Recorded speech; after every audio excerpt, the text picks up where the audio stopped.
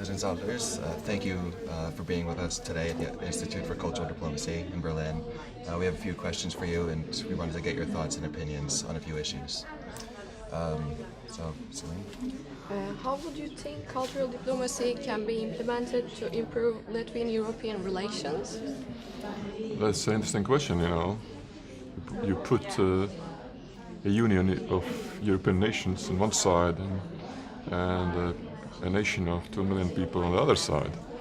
And you forget that Europe is a very diverse in the cultures and diverse in traditions. But this is a success story of Europe, and I think the Europeans are doing a very good job. It will be never finished, because we are trying to establish a union of nation states, not a federation, and paying attention that each nation, each minority, has to keep their cultural identity. This is a real project of the 21st century, and it's a unique project. You don't see it in other parts of the world. But talking about Latvian-European relationship, Latvia is in Europe. So it's a part of Europe, and it's a part of European culture. It's a part of all the processes that happened in Europe. So we never think about Latvia and Europe. We see, we Europeans, what we can do, what are our interests, and what are our common culture, and how we can really advance our own ethnical and national cultures. At the same time, I can tell you that Latvia is a state with ethnic minorities, and this cultural diplomacy for Latvians is also a tool of internal politics. Right, you have to really promote the national cultures. We have more than 30 different ethnic cultural associations, yearly cultural festivals. We have, basic education in 7 minority languages, financed by the government. If you compare it to the scale of 2 million country, this is a really good job. But the same is relevant to the religious freedoms. Really, you need Independence Day, church ceremonial. 4 archbishops of different religious groups, like Catholics, Orthodox, and Baptists, and old believers, and what do we have? They pray together in one service, and it happens every year on the most important day of our nation, on Independence Day. Very good. Latvia obviously is a small state and a relatively young state. How would you say during your political career Latvia evolves within its place in Europe as a European state?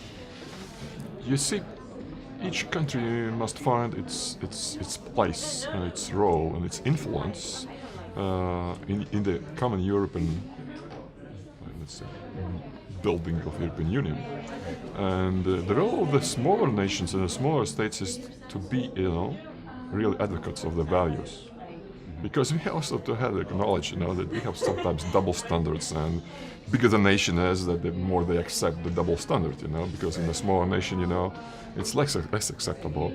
And maybe that's what Europe has gained from involving the smaller nation states in the European Union. So somebody has to do that job too. Yes. How will the effects of the role of culture in the foreign policy of Latvia be felt throughout the population? I'll tell you one example, because it's very important that these cultural diplomacy actions or projects, they are two-way processes. That means, 2 countries work on the same project, but both ways. And the best example in Latvian history was French Spring in Latvia. It took about 3 months in 2007. French culture, different countries, all over, bigger and smaller cities, real like an invasion of French culture in the Latvian population. And just the opposite was in 2005 when we have a festival which is called, Surprising Latvia, or it's Incredible Latvia, and the same was done in France. And that's what is the best example in bilateral, let's say, cultural exchange during our Latin history in the last 20 years. And of course, to make such a big project a reality, you need the leadership. And those presidents, Jacques Chirac and Valdis Zatlers, are very involved in this process. They're both French-speaking, so it makes the thing easier. That's good. Of course, the ministries of culture on both sides were involved. The foreign ministry is very involved. And of course, it was also accompanied by economic meetings. So, and you see that the culture can bring people to more contacts, and more contacts bring to the more economic cooperation than even before. You need an interest. Absolutely. Not a profit, but an interest first. Profit comes afterwards. Of course. What do you think are the greatest challenges that Latvia faces in the upcoming years, and what do you think are the best ways to address these challenges? It's a very good question, because forecasting future 3, 4, 5 years is a very tricky thing, because we have so many, wrong forecasts in this very flexible and very dynamic developing world, that it's very difficult to say that. But basically, the main challenge is to keep the country running. Mm-hmm. That means, to have the vision, to create the vision, because if you say, I have a vision, it's not a vision for 100 years. It's a vision for let's say, it should be updated like computer program every year, basically every year.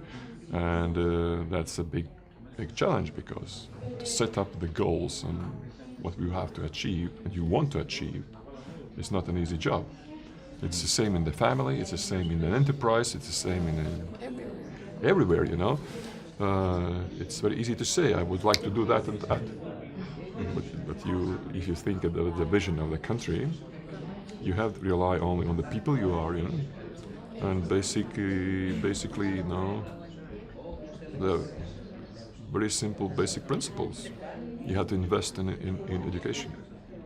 Absolutely. Because education, the social system is very important.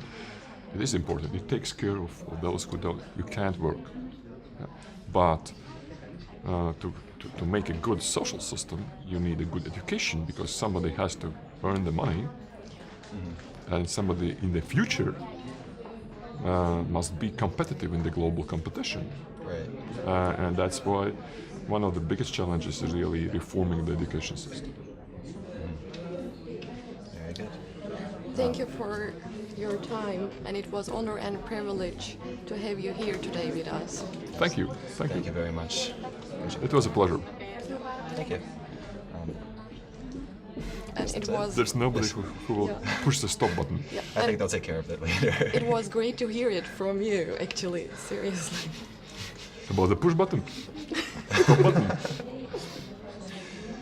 Just a personal question. If I'm not mistaken, is it Riga is going to be the cultural capital? Do you think in 2 weeks? In 2 weeks? Oh, It's coming with I think with January. Oh wow, that's sooner than I thought. Riga is prepared. Yeah, But have you been to Riga any time? I have not been. I want to. You should come, and maybe next summer is the right thing, right time. Because of many events.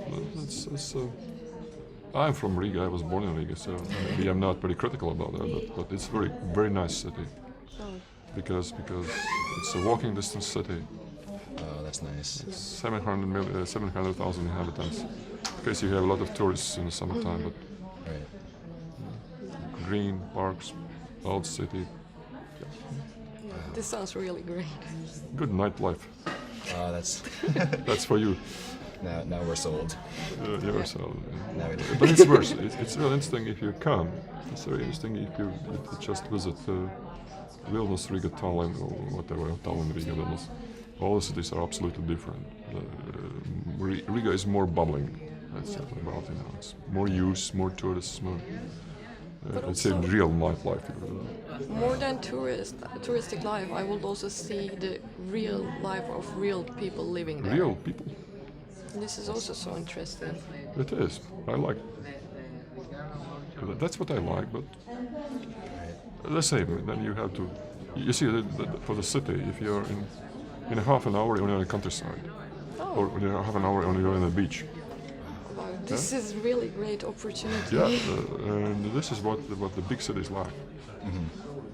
Big cities, it's a big problem to get outside of the nature, to get sort of to see.